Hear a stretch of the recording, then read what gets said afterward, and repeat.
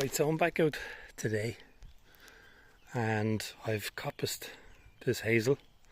I haven't gone below the new growth that's starting to come out because I don't want to kill it off. Although I'd say if I cut it at the butt, it'll still throw up growth. So I've cut it low enough and I've opened up this area here. Because I will be putting in a fruit tree here on the opposite side. So basically when all this hazel gets all its flush of leaves, it's going to just cover this whole area here. I'll probably take off some of the branches here and pollard the tops across the trees. But I've opened up this area here to let the more sunlight, more light in to hit the sables and the area where I will be putting in the fruit trees.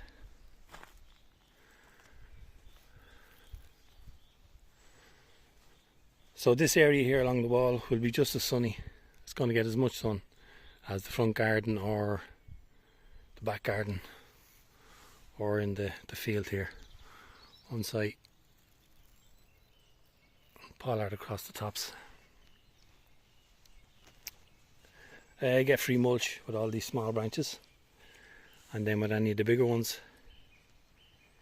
I can use for firewood. So this area of fencing here, one of the vegetables that I'm going to be putting down a squash, and they do best in full sun. So I'm probably going to plant it up in a large container. I might get a circular raised bed here and put it up against the fence. I'll get some of the canes. I probably might use some bamboo, or I'll definitely be using some of the hazel, which is traditionally used for jobs like this, and put stakes and uprights and lateral branches across and train the squash across here on this frame in the full sun. So another job I'm going to be doing today. A few months ago I was preparing a bed in the back here. It's unseen. It's kind of forgotten about. But I have these trachycarpus fortunei. These are the Chinese Chusan palm. And I'm going to start planting some up in here. And this native sedge, I'm going to put that here as well. Now the dogs do have a habit of going up to the chain link. It's just in here to look out at the cattle, and then they come back in. But I want to just block up this area here, and the palms should fill up this area. Probably in time, in the years, I'll probably have to start trimming out some of this hedging to give the palms the space. So here's one of the trachycarpus palms, and a couple of seasons ago, they were all bunched up. It was like wire, the roots, and they had hardly any new roots. And we can see here all these new roots, and this root here is nearly the length of, if you continue it up into here, it's probably nearly the length of this. So if you have poor palms, or you're going to separate them out, saturate your pot first before you saturate them. Loosen up all the soil, and if you repot them, don't put them into a real clunky clay or like the manure compost. Put them in a really fine grade sandy compost to plant them up. And I've left these in this big pot here for, look, the dogs, so we're just left them here, left them outside all winter, no protection or nothing. I think in the first winter I did, and then once they started growing a little bit, but they've come on, they look super healthy, new spears. So you just have to be patient with if your palms are really small or they're doing poorly. And yeah, I think it's the ideal time now, coming to spring, to near enough the end of March, to plant these up. Right, so here's the second one here. Lovely healthy tops, new spear. That's probably the butt there. But you can see the root system, these long ones here, this one here, going all the way up, is actually it's longer than the tops. So this is what was lacking when I separated all those palms out, and they didn't respond. So plant them up and just give them time, just look after them. Any of the fronds and palm leaves that die off, you just snip them off, get rid of them. But you can see all the root system here. I'm just using my two hands in the pot here, pushing my hand, because this is really soft, it's damp. Get my hands right in underneath and taking up the whole root ball. I'm not using the spade or shovel, and I'll just get them in here. And this bed has all been prepared with lots of debris, leaves, twigs, grass. I've mulched the top, so it should be perfect. It's actually really damp in here as well. I think it's because the pipe running down into it. So I'll get this one planted up. Right, so you can see the last two are really poor, and if they're poor, it's probably because maybe the competition with the other palms, or their roots just haven't started to develop yet. So I want to plant up one more, so I'll have a look at the sick bay. These are all the palms that aren't doing too well, and if they die off, some die off, that's just the way it is. Yeah, look, no roots, that's gone. So some of them respond well, they throw up new fronds. These ones are a little bit better. Some of them are doing really well. So this one here looks nice and strong, dark green. I think all the bright green, lime coloured ones, these were the ones that had no roots. They were really sickly, really poorly. Or I might use this one down in the wood.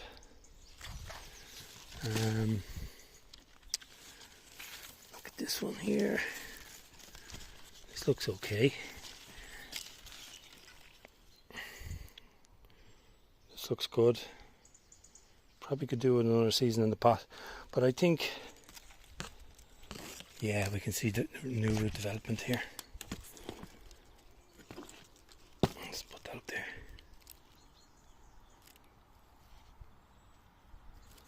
Yeah, I'll pop this one in. It's new spear. No spear pull.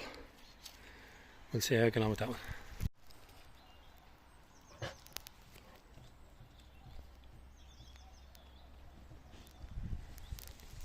He's on duty. Okay, so here's one that's doing really poorly. No roots.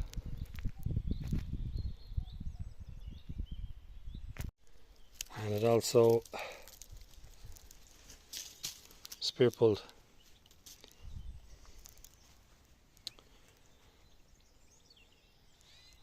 Okay, so the one that was left, I've potted up in its own pot. I actually didn't check it for spear pull, but there's actually a new frond coming here. So I'll just leave it sit And it's really damp compost there. All this compost here now I'll just spread onto the beds. This raised bed here with the stone, they dry out really quickly unless you mulch, put heavy mulches on top. So I have it planted up. I've removed the sedge, put that in here. I actually put in a small one, I think last autumn, but the dogs, I found out the dogs were just trampling it and it died. So I knew I was going to be taking this one out. So we got some bamboo, Japanese bamboo. It's the arrowhead bamboo. These are tough, hardy bamboo to grow. These are the oldest two varieties that we have. So it's easy to take out pieces. This is a dwarfing bamboo.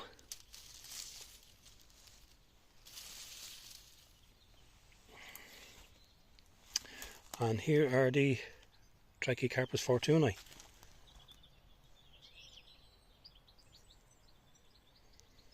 So I put 3 in here. It's really dense planting area. And I put that last one here. So hopefully they'll thrive in the shade. I know you'll see some of them advertising them to put them in the sun. You can put these into full shade if they're strong enough, and they will look absolutely fantastic. Bulletproof in winter as well in the shade. What I've noticed with palms, if they're in the shade, the petioles get longer, and the palm leaves, because they're searching for the light. Whereas plants that are just left out in the scorching sun, they can actually, the petioles and the leaves can, depending on the variety, they can get smaller. The opposite. So I'm going to give this a water.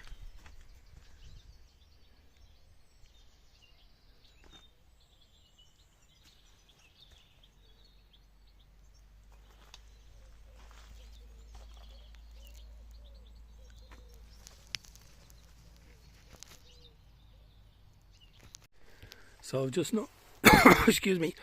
I just swallowed a bug. Just noticed this bamboo here doesn't have any. Oh, Rocky Robin is back. Heyo.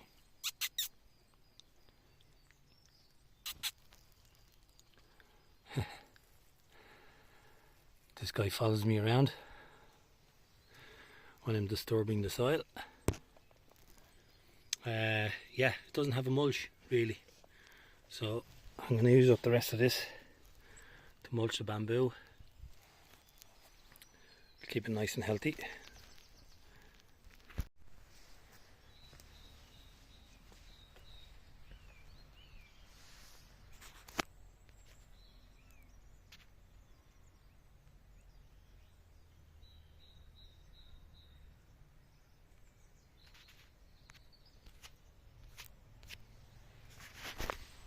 Right, so this is a bonus as well, because now I have my container for growing the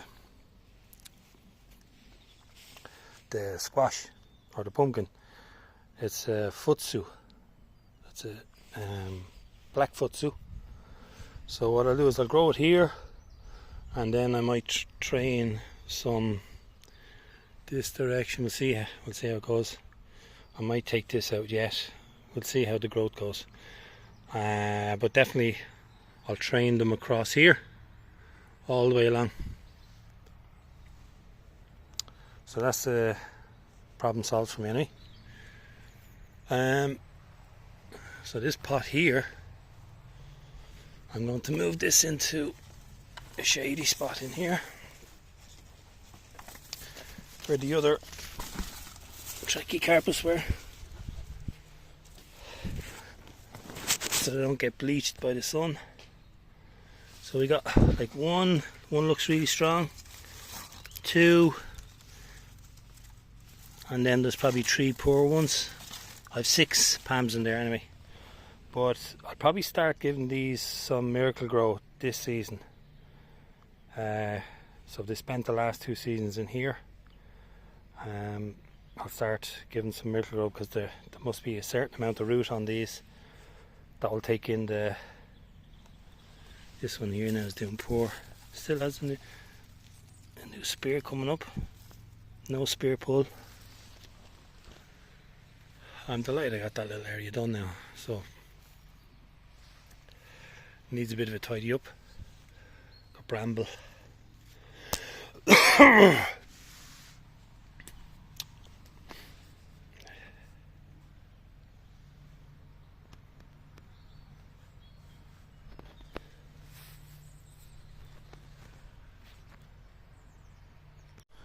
Right, so the Tetrapanax papyrifera that was here, I've dug out.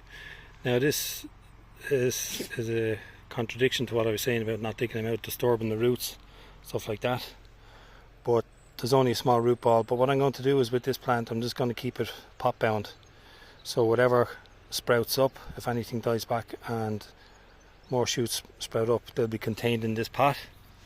If any new ones, small sprouts come up here, I'll just spray them off, kill off the plant altogether. So I know for the kind of jungle tropical garden look, the Tetrapanax is an excellent plant, but this is kind of a premium location for the full sun, and that's why I've put this khaki in the Kitty's Gift. So they grow really quick, leaves get huge, it'll actually start to encroach without doubt over the khaki. So I've taken that out.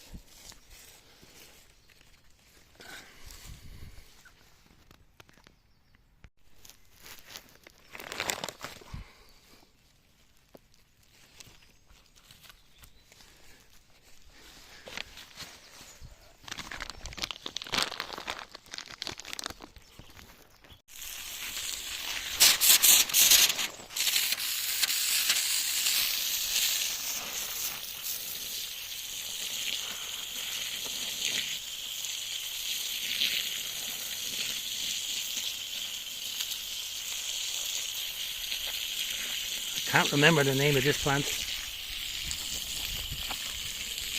but I'll when I do some editing, I'll add it in.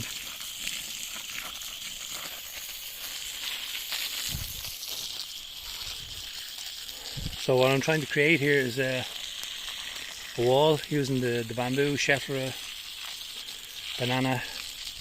This plant is going to get huge, hopefully, if it's a Fatsia japonica.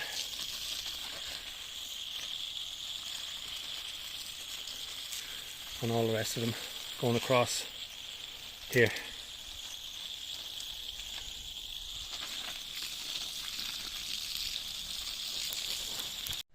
Right, so I had to come back up to this bed because I forgot to put in the canes to, and the dogs usually understand that they have to stay away.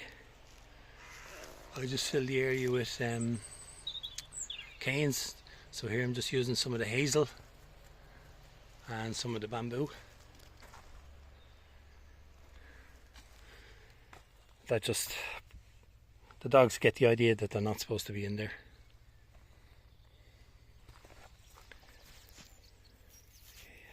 See you in the next video.